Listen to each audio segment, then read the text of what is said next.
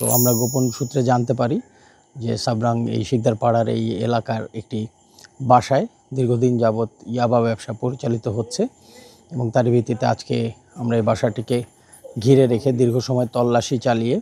আমরা হাতে নাতে অবৈধ মাদক ইয়াবা এবং এই ইয়াবা বিক্রির পয়সা এবং সকল হিসাবপত্রের নথিপত্র আমরা পেয়েছি এবং আমরা হাতে নাতে একজন ইয়াবা পরিবহন এবং বিক্রয়ের সাথে জড়িত একজনকে এবং ইয়াবা ব্যবসার মূল যে হোতা তার স্ত্রী যিনি এখানে থেকে ইয়াবা ব্যবসা নিয়ন্ত্রণ বা পরিচালনায় তাকে সাহায্য করে তাকেও ধরতে পেরেছি। তবে কথিত জুবায়েরকে আমরা ধরার জন্য অভিযান জারি রাখব। অভিযানের থেকে প্রাপ্ত তথ্য এবং অন্যান্য আলামতসমূহ চুলচেরা বিশ্লেষণ করব এবং এই মাদক চক্রের শেষ গোড়া পর্যন্ত আমরা পৌঁছাবো।